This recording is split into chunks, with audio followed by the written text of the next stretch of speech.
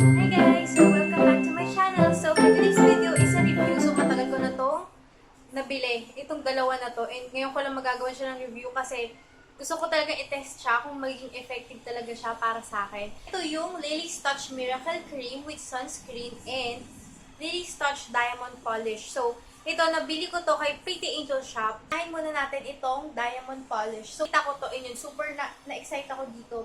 Maganda siya, super mild siya, hindi na-irritate na meron akong mga kunyari maliliit na pimples or kung ano man.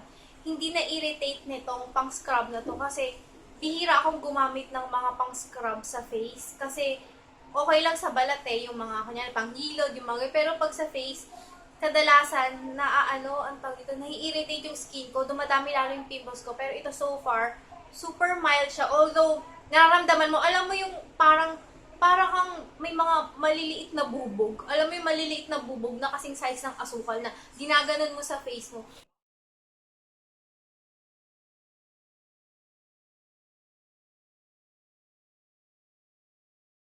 Una natakot ako, sabi ko, shucks, baka after ko tong banlawan, pulang-pula na yung face ko. Pero so far, hindi naman. Kung mamulaman, konting-konti lang, pero hindi yung ine-expect ko na may irritate yung balat ko.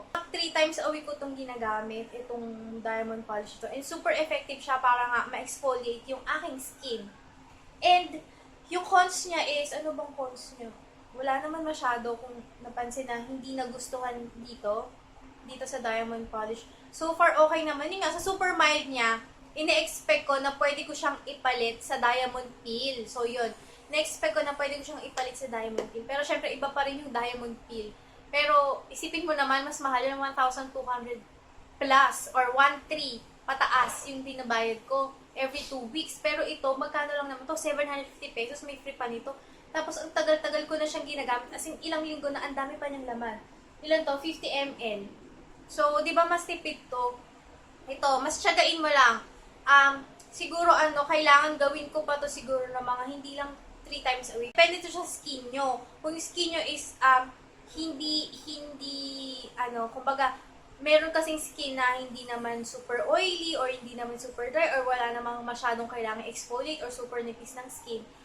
Definitely, huwag yung madalas-madalasin. Tansyahin yung skin nyo kung okay ba yung madalas. Pero ako, I think siguro more than 3 times a week ko pa itong kailangan gamitin para makuha ko yung gusto kong diamond effect na sinasabi niya. Pero yun, so far, okay siya, nagustuhan ko siya, matipid siya, and kahit paano, nakatulong talaga siya para makapag-exfoliate ng aking skin. So, ito naman, next naman, itong Lily's Touch Miracle Cream. So, 50 ml din to. And ito, alam nyo, super ganda. Alam nyo, nag-alala ko kasi nakalagay dito, meron siyang anti-aging. Hindi ako mahilig sa mga products na mga merong anti-aging. Kasi nga, di ba, super oily ng skin ko. Kung napansin nyo ngayon, di ba, parang super oily na siya. Hindi ako nag facial mist ng pang-dewy hindi. Pero super oily na siya kasi pangatlong video ko na to na nagagawa sa araw na to. It's super oily na ng skin ko kung napansin nyo.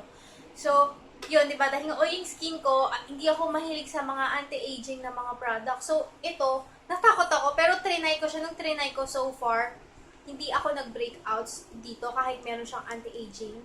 And ang ganda nilang kombinasyon. Ito silang dalawa. Partner talaga sila. Kaya, ang galing ng promo, naisip nila na i-free to. Super, ang ganda. So, pros and cons. Sa pros, kapag nilagay ko siya sa skin ko, alam niyo yung parang nagiging blooming yung skin ko. Tapos, nakikita pa rin yung parang pinkish glow ng skin ko. Pero, meron siyang konting coverage. Konting coverage, which is ang ganda niya. Tapos, parang, alam niyo yung parang ang blooming. Tapos, parang, kahit ito lang yung ilagay ko, kunyari nasa bahay lang naman ako, tapos ito lang yung ilagay ko sa face ko, parang ang ganda nung dating.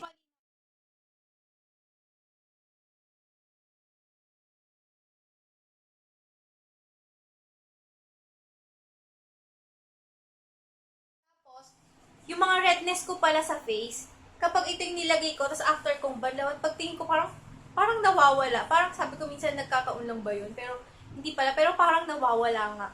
Tanya yung parang minsan, kahit dahil skincare to, kahit nasa bahay ka lang, parang feeling mo pa din, parang ang ganda-ganda mo pa rin. Kasi nga, dahil dito, meron siyang extra coverage, tsaka ang ganda talaga ng glow ng skin mo. Ito, marirecommend ko talaga to, itong dalawa na to. super. Ito, magiging ano ko to, favorite ko to for this month. And actually, no mga nakaraang buwan pa, super favorite ko tong dalawa na to. Ang cons niya pala is, kapag nilalagay mo siya sa face mo, ang hirap niyang i-blend. Kasi parang medyo hard cream yung dating niya. Pero soft siya ha. Soft siya na cream. Pero pag nilagay mo sa face mo, parang, ano ba to? Parang, medyo, ang hirap nga lang yan i-blend. Kasi, kailangan talaga maganda yung pagkaka-blend mo at pantayin mo siyang mabuti sa face. So, yun lang. Yun lang naman yung cons na napansin ko dito. And, yun, wala nang iba. Okay, so I think yun lang. Siguro nasabi ko na lahat. And the way pala guys, hindi i-sponsor tong video na to ha. Binili ko to sa sarili kong pera. Binili ko to kay Pretty Angel Shop. And if you're interested, ilalagay ko yung link down below sa description box ng kanyang Facebook page. So yun, itong dalawang combination na to ng skincare na to, super favorite ko to. And yun, salamat at na-discover ko silang dalawa. So yun lang, sana nakatulong yung video na to sa inyo. And yun, thank you so much for watching. I'll see you in my next video. Bye!